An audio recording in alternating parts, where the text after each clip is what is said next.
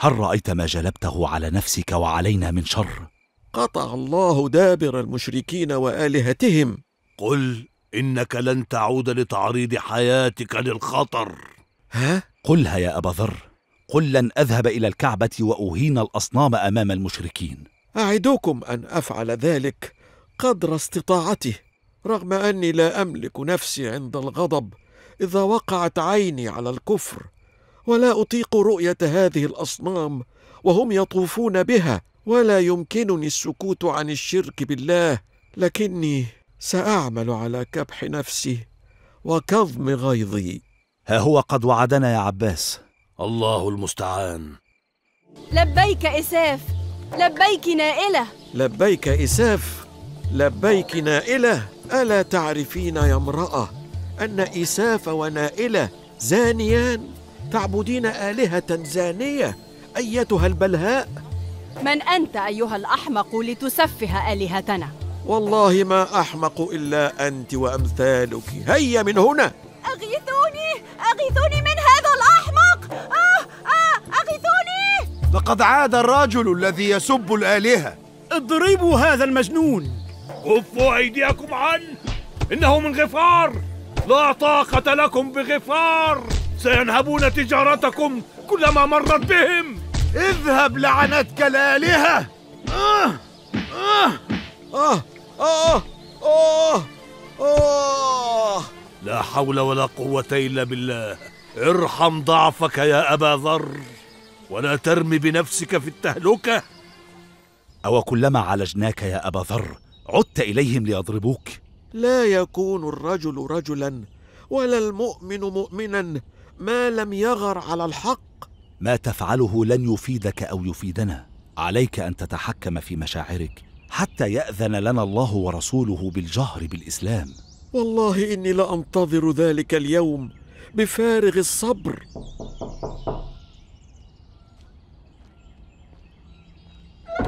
وعليكم السلام ورحمة الله وبركاته يا رسول الله. رسول الله؟ هل أتى بنفسه إلى هنا؟ مرحبا برسول الله. أراد رسول الله صلى الله عليه وسلم أن يطمئن على أبي ذر بعدما علم بما حل به على يد المشركين، متعجبا من قوة إيمانه الذي دعاه للجهر بالحق مهما كان الثمن، مع أنه حديث عهد بالإسلام. لكن رسول الله عاد ليأمره بالعودة إلى قبيلته، حتى إذا سمع بظهور الإسلام إلى العلن رجع إلى مكة في خدمة الدين. سمعا وطاعة يا رسول الله. تالله إنه لرسول الله لا كذب، وما رأيت منه إلا الصدق. ولأي شيء يدعو يا أبا ذر؟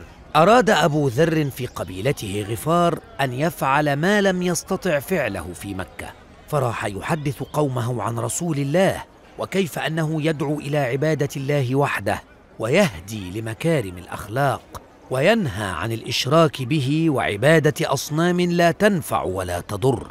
فكان عدد المسلمين في قومه يتضاعف كل يوم، لكنه لم يكتف بقبيلته، لكنه انتقل إلى قبيلة أسلم المجاورة لها. والله لو أنكم قابلتم رسول الله مثلما قابلته، وسمعتم من كلامه مثلما سمعت، لعلمتم أنكم في ضلال مبين، ولما سجدتم بعد اليوم لصنم، ولا طفتم بإله غير الله الواحد الأحد. لكننا لا نعلم شيئا عن هذا الدين يا أخ العرب. وأنا ما جئت إليكم اليوم إلا لأخبركم بكل شيء عنه، فتهتدوا إلى الإيمان بإذن الله مثلما اهتديت أنا. هاجر الرسول صلى الله عليه وسلم وأصحابه إلى يثرب، ودخل الناس بالمدينة في دين الله أفواجا، وها هم المسلمون ينتهون من أداء صلاة العصر بالمسجد النبوي خلف نبيهم الكريم، وكانوا خارجين من المسجد عندما سمعوا جلبة وضوضاء كبيرة. الله أكبر، الله أكبر، الله أكبر، الله أكبر. ما هذه الضوضاء الشديدة؟ أدخل أعداؤنا إلينا؟ يا رسول الله، يا رسول الله. أبو ذر، إنه أبو ذر الغفاري. فمن هؤلاء القوم؟ من معك يا أبا ذر؟ قبيلتا غفار مع قبيلة أسلم جاءوا لمبايعة رسول الله وقد أسلموا جميعا. سبحان الله. تعجب رسول الله من عمل أبي ذر، وكيف أنه جاء بالقبيلتين إلى المدينة مسلمين، فقال قولته الشهيرة: غفار غفر الله لها، وأسلم سالمها الله.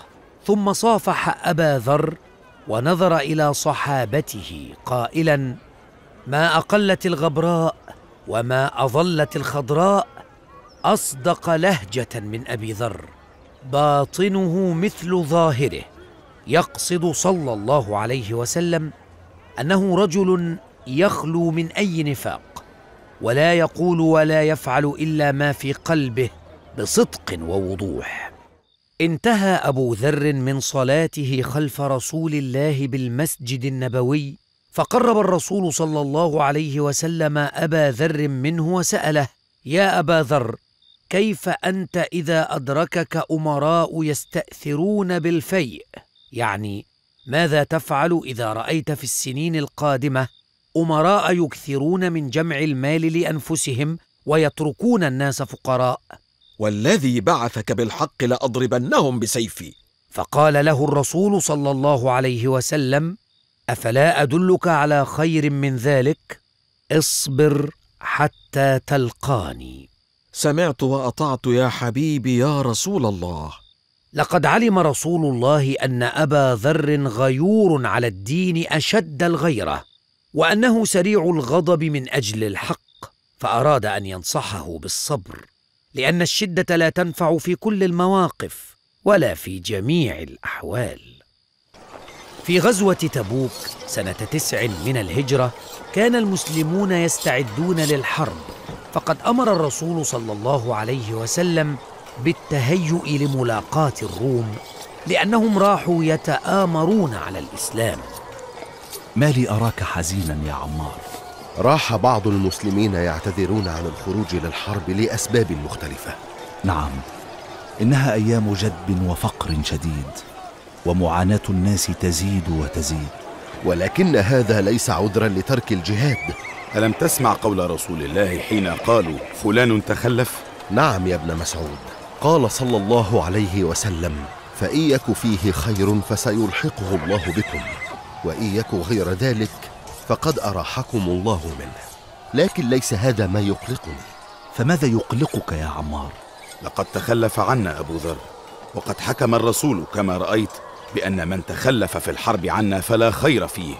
إني والله لا أحب أبا ذر، ولا أريد أن يحسب مع المنافقين. لا تحزن، لقد قالوا للرسول إن أبا ذر تخلف، فأعاد قوله: فإن يك فيه خير فسيلحقه الله بكم، فلعل الله أن يسوقه إلينا قبل الرحيل. اللهم سق إلينا أبا ذر. في ذلك الوقت في مكان بالصحراء الواسعة القاسية كانت بعير أبي ذر شبه عاجزة عن الحركة من شدة الجوع والعطش والحر الشديد، فلم تعد قادرة على المشي. وكم حاول أبو ذر أن يحثها على مواصلة المسير بدون جدوى. هيا أيتها البعير، لا تجعلينا نتخلف عن المسلمين حتى يخرجوا للقتال، فلن نستدل على طريقهم إذا خرجوا. لكن أبا ذر لم يفلح في جعل بعيره تتحرك خطوة واحدة، فما العمل إذن؟ لم يأتي أبو ذر بعد. الله أكبر يا رسول الله، هذا رجل يمشي على الطريق وحده. فقال الرسول متمنيا: ليته يكون أبا ذر. يا رسول الله، إنه والله أبو ذر. يا أبا ذر، قدمت إلينا ماشيا على قدميك، فأين بعيرك؟ هلكت مني في الصحراء يا عمار. وسار أبو ذر صوب الرسول الكريم، ولم يكد صلى الله عليه وسلم يراه حتى ابتسم فرحا، وقال تلك المقولة التي خلدتها كتب السيرة: يرحم الله أبا ذر، يمشي وحده ويموت وحده ويبعث وحده.